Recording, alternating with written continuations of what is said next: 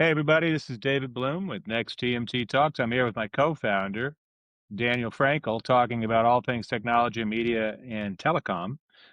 This week, Apple had a big week with Formula One and Vibrant's new name for its box that sounds a lot like its names on a whole bunch of other stuff. The Pentagon gets its panties in a twist over Netflix's Boots series, based on a book called The Pink Marine, so you can see where that's going. Anthropic crosses swords with the administration's in-house specialist on AI. MrBeast, the biggest man on YouTube, launches Viro, giving brands access to armies of short form video clippers.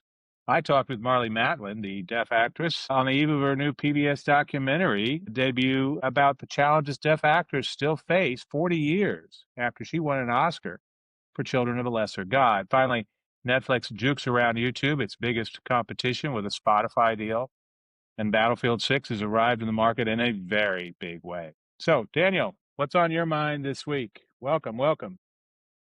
Well, Dave, we have a lot of stuff in this issue. I guess we'll start with our column starts with MIPCOM, and you kind of previewed what was going to happen there last week. It was going to be kind of a big creator economy, as they call it, the week for them. Lots of A YouTube, YouTube takeover, I think, is what we call it in the creator economy universe. So it was a takeover.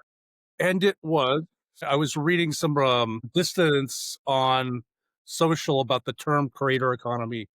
It's kind of vague, and I thought a new acronym: people involved with making sounded good. Was that basically I okay? think you got to workshop this a little bit more, is all I'm going to say. But Well, creator economy actually was progress from calling people influencers, which presumed that you had influence to start with. And they do. You got 20 million people following you on YouTube or whatever. You've got some influence and certainly a way to make money. And there's that. I was amused that started calling it CE before you pulled back a little bit in our evolution of this week's stuff, because it got me riffing on CE and BCE, which of course refer to the Christian era CE and the before Christian era, i.e., before little baby Jesus came along. And now I'm thinking about, really it should be creator economy and before creator economy, which means about 20 years ago when YouTube came along. So again, welcome to 20 CE, Dan. well, there was a twist. It turns out that the creator economy lauded Sora. That it wasn't something to be feared. It was a creative tool to be harnessed and used for greater gain, which felt a little bit scorpion and frog to me. I mean, you just look what happened to the written word over the last just 24 months. It's been stark. Yeah, do we still have written words? Other than us, I don't know anybody else that writes words. But I would say that the reason why so many folks in the creator economy are looking forward to what's effectively the force multiplier potential of Sora and other AI video generating tools and all the rest, things that are AI driven, is they're all laboring under the impossible weight of trying to keep up with the algorithm at YouTube, producing original, entertaining content on a very regular basis. And it breaks people. I mean, I'm not overstating this. There are plenty of people who've just had to say, I got to step back for a year. I can't do this. It's just too much. And, we've managed to avoid that more or less. So I think you had a little bit of a break just today. It's a real grind. And so the possibility for Sora is that it and tools like it may help automate some of the processes, the creation process, the production processes that are such a bear and trying to be like a Twitch influencer. TwitchCon was this weekend in Los Angeles. TwitchCon, the best Twitch people are sitting for 6 hours at a time, 8 hours at a time, talking, playing a game or doing whatever they're doing, interacting with a scroll that's zipping by at about 1,000 miles an hour, shouting out people who are, giving them digital gifts and stuff like that. I mean, and doing it with an iron butt. I mean, it's really insane. That's just one subgroup of the influencer universe, but a substantial one. And if you can start to automate some of these things, I think for those folks, it's a huge change. Whereas if you're famous actress number 27, whose likeness is Lancome ad or L'Oreal ad, the last thing you want is your beautiful face being used in some hideous way, and you want some control over that. So it's a whole different dynamic. They get paid hundreds of thousands of dollars, and they're not having to work quite as much. But now, who knows, right? So yeah, a lot to be determined, a lot of skill sets to be sort of pushed off into obsolescence, but doesn't mean that creators won't be involved, I suppose. I thought it was also interesting in terms of AI this week that the White House's AI czar, David Sachs, went to Cold War, as Semaphore described it, with Anthropic's Jack Clark. He accused Anthropic of waging the only reason why they're interested in tighter regulation of AI is because they want to hamstring their large language model competitors in the White House's eyes. And I thought that's incredibly cynical.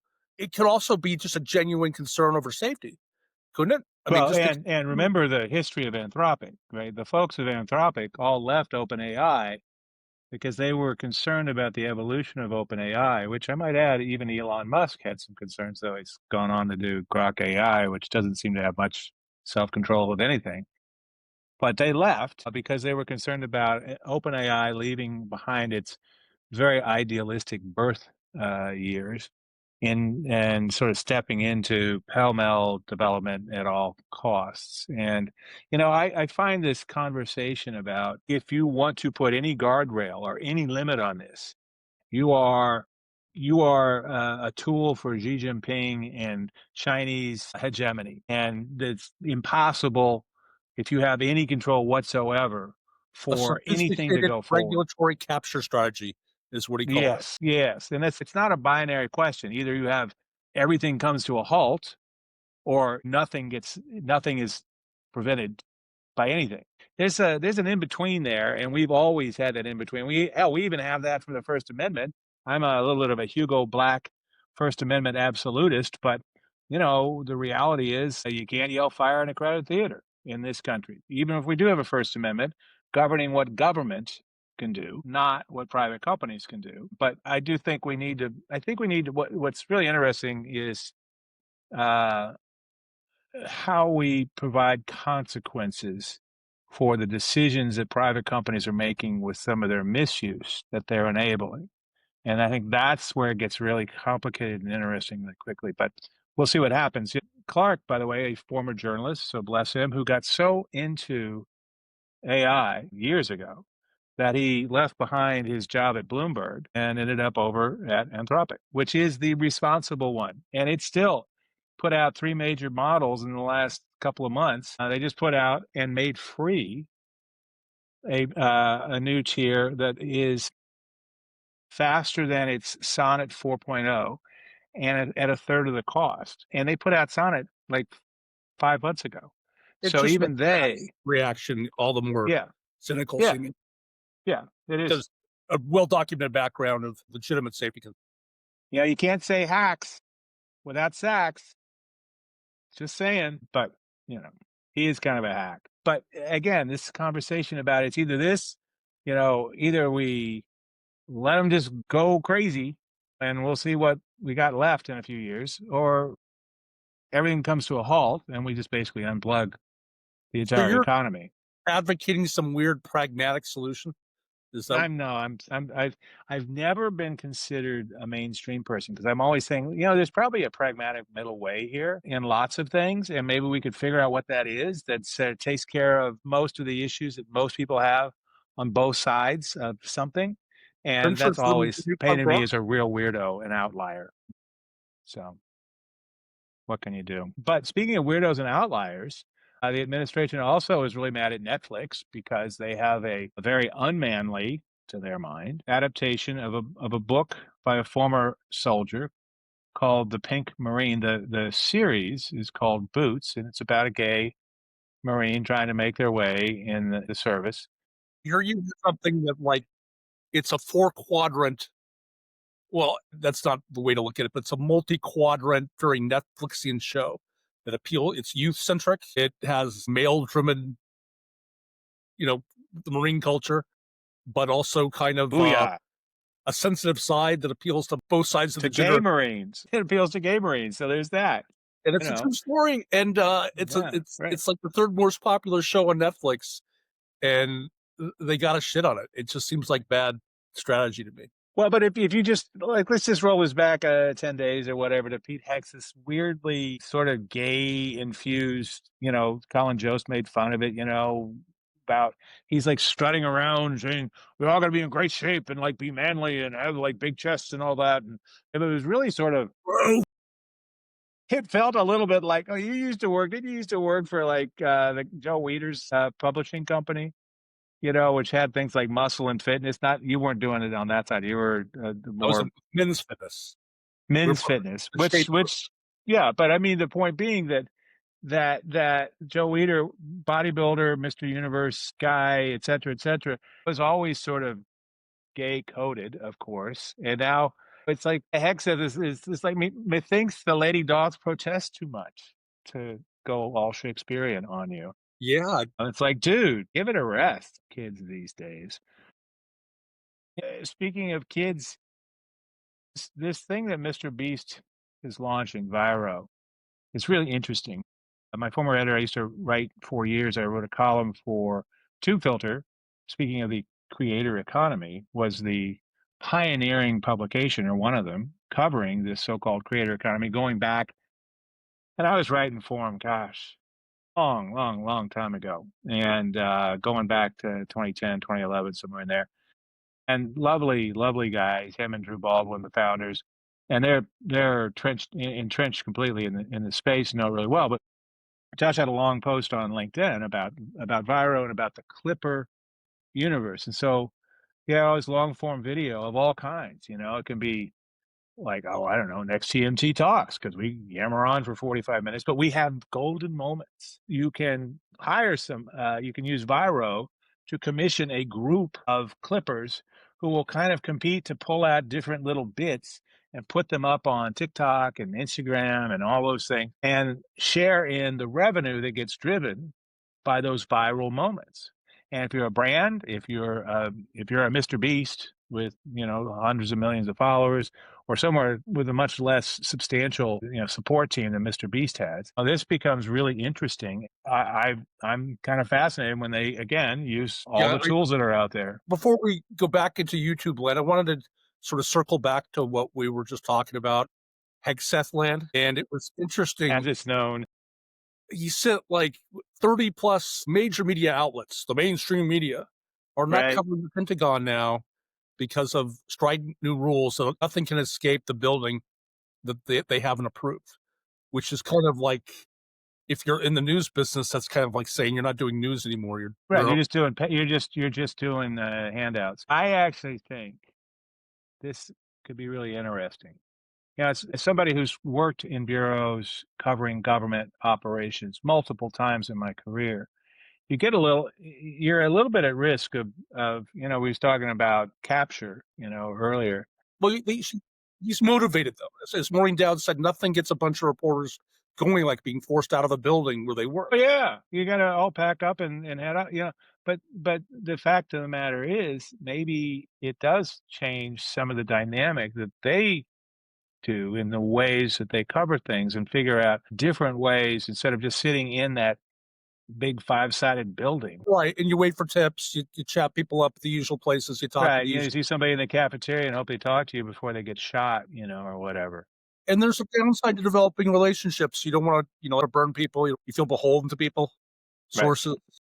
Right. It's a tough thing when you're covering a beat. Knowledge is important. Relationships are important.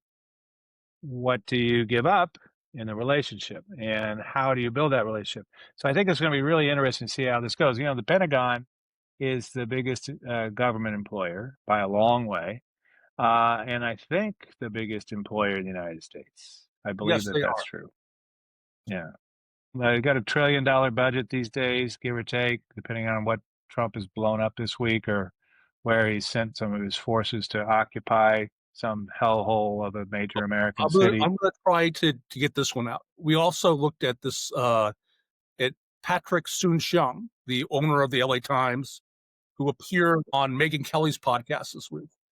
The 1-year anniversary of the big kerfuffle, he told the opinion section, your endorsement of Kamala Harris is wrong. I don't want it to go out. Mario Garza, the opinion editor at the time, quit, and the paper has apparently not done as well. They lost $50 million last year. Sun Shang is now in the market trying to get $500 million to take the company public. It doesn't seem like the greatest business strategy to, I mean, he's kind of in a blue region. We were kind of iced well before Chicago was. And I don't think there's a lot of political heat for MAGA here. And he's got a piece of competition coming from Murdochville. The Post is going to launch a tabloid version of their paper here. That's a good way to lose money, and they're pretty good at losing money with the Post in New York. So why stop at the Mississippi River?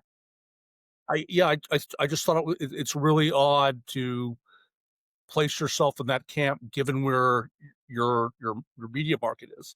So we'll see how he does. I thought the whole, I watched the podcast, the Megyn Kelly podcast. It was a little off-putting. Sun Shang says, we're way better off if we wouldn't have Mideast peace if Kamala Harris was, and who knows what she would.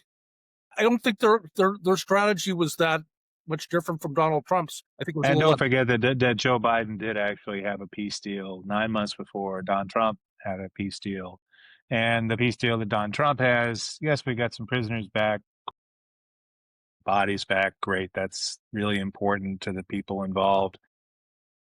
The Israelis and Hamas is busy murdering some of the local gangs that took over in the power vacuum that emerged there, and now Trump is saying, Hamas, don't do that. You're very bad. You're very bad boys. I'll get you. Because he's got so much power.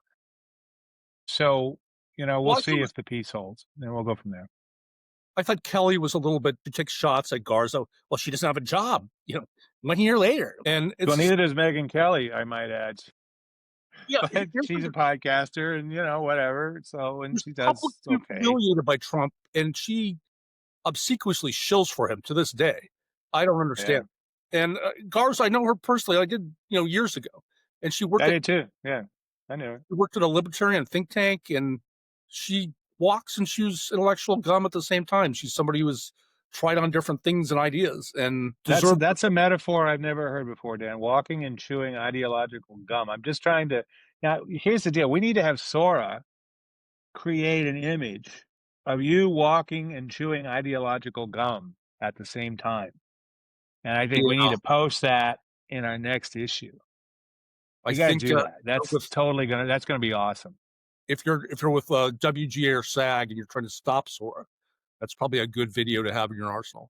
Yeah, but good luck on that. I mean, if they think that they're going to stop these things, that's probably pretty much, Ludd and his folks hammering looms, Jacquard looms. It's just that's not going to happen. The question is, how do you provide protections from misuse of the tools for abusing, harassing, and causing problems for people who didn't ask for it? I think that probably public opinion, we will see, will guide how much uptake there is for the Tilly Norwoods of the world. I suspect the Tilly Norwoods are not going to be actresses. What they're going to be is performers in countless pharmaceutical ads, for instance, who like how many actresses and actors want to be in the diarrhea reduction ad for the pharmaceutical? So let's just let Tilly Norwood do that, and then yes, it's a check. But I want to ask you about a marketing related dynamic here. It kind of came up in your portion of the column. Now, if I drive to Santa Monica and visit your house, I'm at David Bloom's house. If I see your car in the driveway, it's David Bloom's car. If I see David Bloom, it's David Bloom. It's not all David Bloom. That's confusing. Come in by David Bloom. Apple has done that with their TV business. I feel like it's all Apple TV. The hardware you play it on, the app ecosystem, and now the SVOD. At least with the SVOD, you could just say TV Plus, and people knew what you were talking about. How on earth do you report on it when it's all kind of opaque like that, I guess? Well, I don't think it's that opaque, and it'll be an opportunity for us to explore in coming months. I think the reality is the Apple TV device, the Apple TV interface on the device and the service, the streaming subscription service on the device in the interface are all kind of smeared together. I mean, Apple's just saying, we want you to come and use Apple TV. And that means the box, the interface, the service. They want you to use all of that, think of it all together, and we'll be your home base to access everybody else, including their new bundle buddy. They got a new bundle buddy, their first ever with Peacock, which on Tuesday rolls out its first NBA games. So, speaking of That's which, so smart. Those are two services that I was just talking to my wife the other day, our producer, who I got some explaining to do. you've got some splaining to do, buddy. Apple TV, Apple TV, and Peacock were on the Frankel margins in terms of stuff that we might cut. And then if you trim the price to that significant level, I mean, that's even for the ad-free version of Peacock, it's still a really good deal. So that's savvy marketing. They're both in the kind of same sphere, and they recognized it and banded together. Yeah, But go they're ahead. in Nielsen's the gauge, the monthly look at who's doing what. I think they're both in the other streaming services bucket at the bottom. So, it's a small group. Now, they do great stuff. Peacock's picking up its game absolutely on the sports side, but I think they're Yeah. figuring out a little bit more with their news and what they're going to do with that. Maybe Versant connects in here if Versant doesn't do its own thing completely. I'm not really quite sure what's going to happen with MSNBC. CNBC's got its own service, but the NBA deal is a big deal, and Apple keeps pumping out great sci-fi and other stuff. Ted Lasso won a bunch of Emmys. Shrinking got a bunch of nominations. They've done some other things that are doing great. And I think they'll have some more contenders in Oscar season again this year. I mean, they're doing all right, but the viewership is so. So then it just becomes, look, we do Apple TV. Apple TV, which is Yeah. an Well, app, a box, and a service, is part of services division, which has an annual revenue run rate of about 108 to 110 billion dollars, which is bigger than everything in Hollywood except Disney by itself.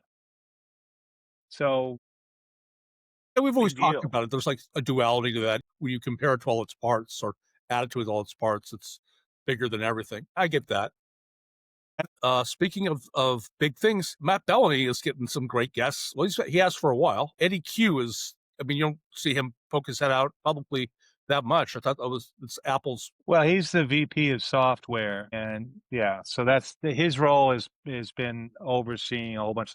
It's all it's interesting because all of Apple's top guys, like their number two, is retiring. A couple other guys, Johnny Shruji, who's been their chips guy, probably gonna leave Yeah. soon. Tim Cook is of an age where still looks good, still on top of his game. Oh, he's still running a $3.7 trillion company just fine. But the questions are starting to trickle out. Not like Bob Iger, but hey, Tim's mid And 60s. yeah, What's going on? So that's a hole of rabbits that we can go down. Just a couple of things that I want to lead into the Formula One discussion and have you sort of take that over. But I thought the Q discussion was interesting. One is he said Erstwhile TV Plus has significantly more than 45 million subscribers, and right, that had been quote like unquote, significantly kind more of than. a state.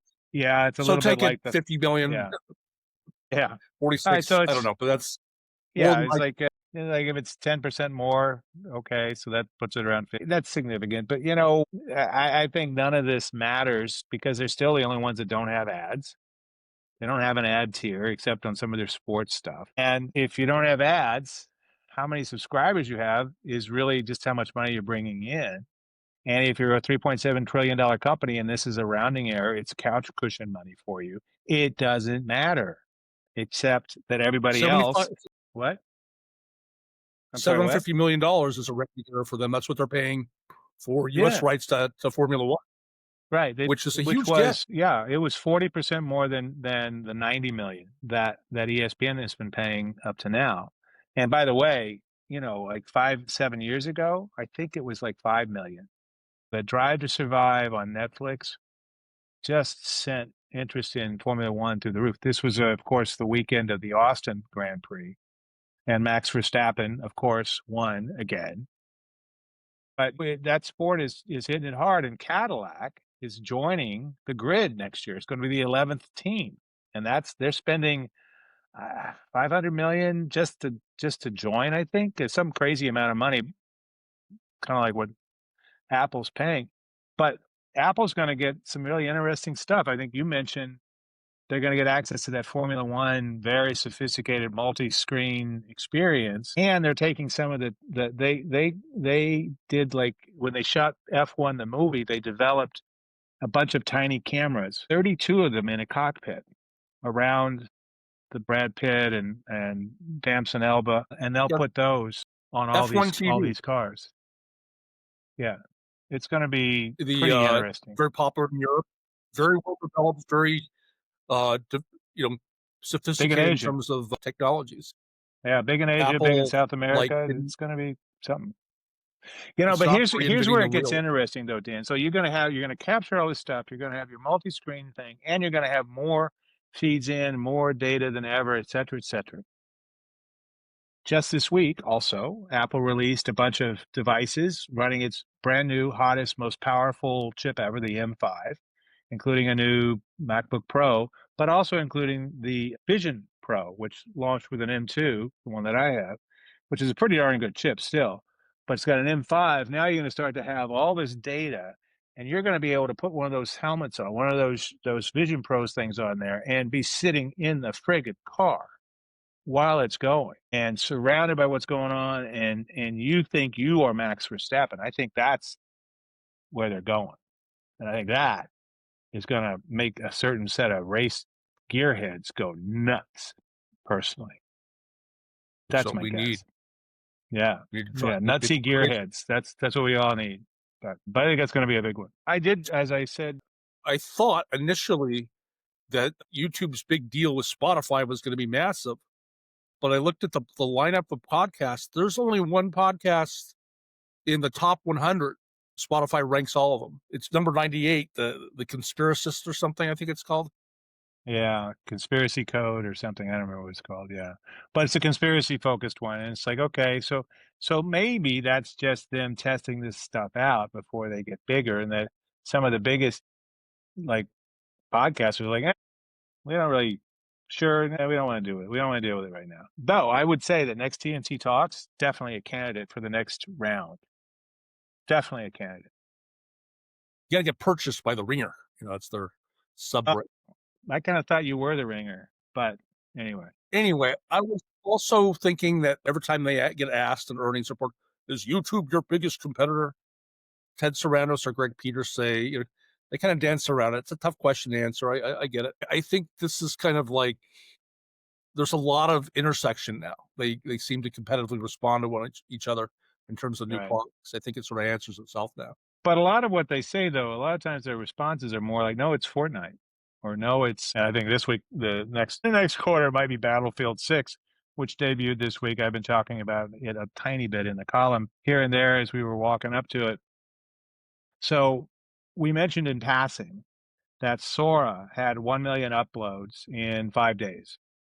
So in the first 3 days of Battlefield's release, they had 7 million copies sold, and they were not free, unlike Sora is a social media app. And this is a content production platform also. There was a guy who did the code real quick to put a little Space Invader game in there.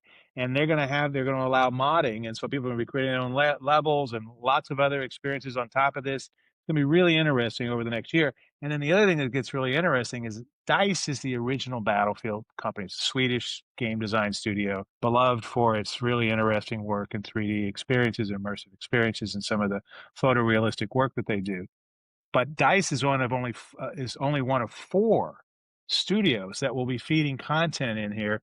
They'll have, beginning the end of the month on the 28th, they're going to be having seasonal content coming out 3 times in a season, and then more seasons and so on. And constantly updating it and adding more reasons to stick around on that platform so it becomes this living, breathing thing. It would be like if you had Star Wars, to name an obvious example, and you had a Star Wars experience, a game you could play, but then more Star Wars content coming in over and over and over again. And weird that Disney hasn't thought of that, because I got to tell you, if you want engagement, and that is certainly what Ted Sarandos and Greg Peters care about, if you want engagement, that's engagement. That's keeping somebody around 10 hours a day for years at a time, paying $100 every so often to re-up the season. You want to do that, they're showing the way. It ain't just podcasts, but podcasts is a low cost way to do that. So, Yeah, they seem to have you hooked on the battlefield. well, I will confess that I am a Destiny 2 victim. Been playing Destiny 2 for most of a decade, and Yeah, it's probably near the end of its effective life. It's created by a beloved, long-time studio that's gone through a lot of different ownership phases. Bungie, much loved, in a complicated time right now. But I'll be on Battlefield. I I know was that on when you're on Battlefield for a long time. Destiny, whatever it is, you're constantly thinking about the pipes, the hardworking people who deliver those ones and zeros to your home. I'm only thinking about it in terms of latency, and let me tell you, that matters. And we've got Charter here. How much lag do I get stuck with in my game because the pipe is slow? The pipe isn't big enough to do stuff. Now these guys have been spending the last 30 or 40 years figuring out how to make stuff not depend on the pipe as much and have dozens of players at a time playing each other and flying jets and running tanks and doing all that on huge spaces and all that. It's pretty remarkable technological stuff. But it's still, you still depend on your fixed wireless or your broadband provider to have something that allows you to have a good experience and be competitive. Or the gentle ocean breezes of Santa Monica, access to first world broadband. If you're in a rural area, maybe you're not as lucky. That was the If you're in reason a for the rural area, you clearly don't care about being a $42 frontier. billion Broadband Equity and Access Deployment Act, BEAD as it's known. The money has been doled out to the states, and the states are beginning to allocate to individual companies. And Texas rolled out its first wave. They had like $3.3 billion, and they chose to allocate about a third of that so far. And a company called Nextstream, which is a fiber company, was the biggest recipient, got $407 million with a BEAD money, just over that. The biggest recipient in terms of locations was Starlink, part of SpaceX, which is owned by Elon Musk, which is and also EchoStar, by the way. If you own EchoStar stock, you now own a little bit of Starlink. Low elevation satellite, low Earth orbit. LEO, yeah. LEO, right. It was all fiber and LEO. Those were all the a few others. All the recipients. Yeah. Well, if you've ever been in West Texas, like where I worked, you certainly understand the appeal of satellite connectivity, because it's a long way from this place to the next place that you want to actually be in. And in between, it's really expensive to run cable wire. So things like satellite make a heck of a lot of sense if you're going to go out there, I don't know, and shoot another season of Landman for Paramount. $108.8 million in allocations. It was the fifth biggest recipient. It wasn't the biggest, but fifth biggest on a list of over 20 is not to be looked down upon. It kind of answers the question after that kerfuffle with the administration with Elon Musk. You mean after they broke up? After Don and Elon broke up? That was heartbreaking. Kids, young love is such a treacherous thing. But I'm less fussed about the totals going to this company or that company. First of all, that was a state allocation, and he's now a Texas company, so they're going to want to take care of that company regardless of what the Trump administration says. But beyond that, the question is anybody else? And yes, there are a couple of others. They're not anywhere near as far along or well distributed as Starlink is. But there are other providers out there, and there should be more, because Texas is a big place, and I'd be interested to see where they're going to be providing service. So there's a whole lot of people out in very small towns and ranches and farms and just in the middle of frickin' nowhere. And they're not going to be getting a line strung out to their house anytime soon. It's just not going to happen. I mean, the economics are pretty ugly. But you stick. I mentioned Christina Aguilera, not the dancer, but the tech women in tech in Hollywood president. A couple of sessions ago, she was at a conference I was at, and she lives most of the time up near Mammoth, or actually 4 hours away up in the Sierras. And there's nothing except Elon, and she's quite happy. I said, well, what do you think about it? She said, no, it's great for us. And this is a woman who is all about technology and AI, and she needs high bandwidth, excellent latency, et cetera, lots of capacity to move lots of data around. And they're in the middle of nowhere, and Well, it as I works for mentioned, them. Yeah, there it was no works. cable company on this list. Right. It's interesting that both sides of the of the spectrum, cable companies are kind of getting squeezed out in the urban areas where you have cost conscious consumers who are looking for cheaper broadband. Who Many of have them in options. Yeah, they got options. multiple internet situations. Fixed wireless access was introduced by the wireless companies T-Mobile and Verizon a couple of years ago. It was built off of, as we've talked about before on this podcast, kind of froth, extra capacity. They thought, well, we'll sell some home broadband off. These networks have 5G networks have so much capacity, we can support what came to be known as cell phone internet. It doesn't perform as well. Its latency isn't as good. It's not as reliable. It's not as fast. But it's like half the price of like cable internet, and it appeals to a lot. And the conventional Well, if wisdom you're was, not a why? gamer, look, if you're not a gamer, if you're my mom, and really you just got X amount of money coming in and you'd like to cut your bill, you'd like to get, I don't know, you'd like to get, she wants to get like the news out of the Boston stations down at her place in Cape Cod. Okay, fine. That's about all she needs, really. And email and being able to look at the Cape Cod Times online. That's kind of it, It's not. you know? It was supposed to have stopped growing by now, but now you got AT&T just bought a boatload of spectrum, part of their $23 billion deal with EchoStar. They basically took a huge swath of spectrum mid-band that can be used for fixed wireless access. AT&T's goals ultimately are fiber-based, but in the interim, they can appeal to a whole lot of home broadband subscribers by getting in the FWA race. With three wireless companies, the biggest ones all involved, it's 14 million subscribers in a business that didn't exist at the end of 2021. It's staggering. Right, right. Yeah, it's gone up pretty sharply. I mean, I think that the reality is it's feeding a chunk of the market that that has had to pay too much for way more than they need, and now are saying, "Hey, I'll wing it with this. Oh, it's great. It's fine. It's my phone. I know my phone, and that's fine. And I'll just essentially hotspot my house." And that makes sense to a lot of folks, and particularly at that price. I want one last thing before we head out. I did talk this week on Monday with Marlee Matlin, the Oscar-winning deaf actress, who was also in Coda, the Apple TV, not Apple TV Plus, Apple TV movie that won the 2023 Best Picture Right. Oscar, and saw Troy Kotsur, who played her husband in the film, and whom she basically was going to drop out of the film if it didn't. What? Studio was pushing to have a hearing actor play her husband. She's like, no. And she said, either it's a deaf actor or I'm not doing it. And so Troy got in there. He won the Oscar for a fantastic performance and has had some work since then. So I talked with her, but just as we're here in the middle of what's basically a Hollywood depression.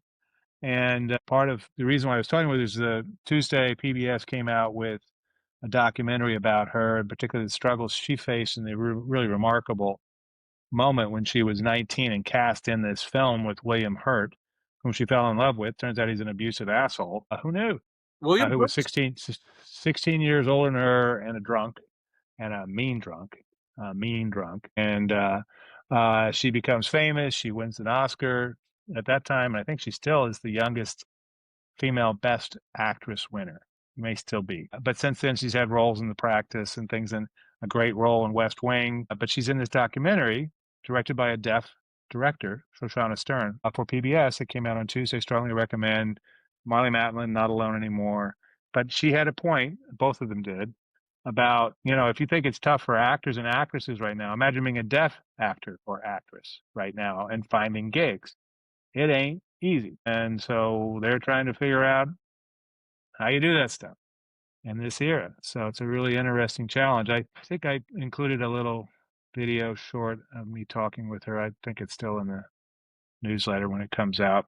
Did if you have a and I'll add one item. If you have a new Amazon Fire TV 4K Select powered by their new Vega Linux-based operating system, you can stream David's video, and it'll work just as fast as the legacy device, the souped up version with. Yeah, they call it was a forked version, which is not to say fucked version, a forked version of Android. What's interesting, it offers no performance increase over the last version, which was, like you said, which was based on the legacy Fire TV OS. Right. Which was a highly customized, aka forked version of Android OS, which was originally designed for smartphones. What Amazon gains is the ability to create the same performance level with half the memory, 1 gigabyte as opposed to 2, and far less computer horsepower, which is a big win if you're trying to create myriad devices, smart TVs, smart home, sticks, players, you name it. You can now pack them with much less compute and sell them at a higher margin. And it matters to me that Jeff Bezos can get that third yacht. I'm rooting for him. I think he's just going to add another 100 feet to the existing yacht. Just that's really the way to do it. Another 100 feet. It's a nice round number. It's good. Another mast on it because it's got mast on it. One thing we didn't get to was Paramount layoffs. I guess the fecal matter is hitting the fan. Speaking of Hollywood depression, and I guess at Versalt, they're also laying off news people, which it's a brave new welcome more creators that could be displaced. Yeah, right. Well, start experimenting with AI tools to accelerate your content creation process and stop depending on the man. That's what we got left, right? So yeah, that's where we are. And with that, I think we probably should wrap this particular circus up and pack it off for the week. This is David Bloom with Next TMT Talks, and our free newsletter, Next TMT, comes out each week. Sign up, subscribe, be one of our regular readers and listeners. We appreciate you being here. I'm with Daniel Frankel, my co-founder and the editor of Next TMT. If you got any tips, send them to nexttmt.com. Go to nexttmt.com to sign up. We'd love to hear from you regardless, and we'll see you out on the Houstons. This is David Bloom, over and out.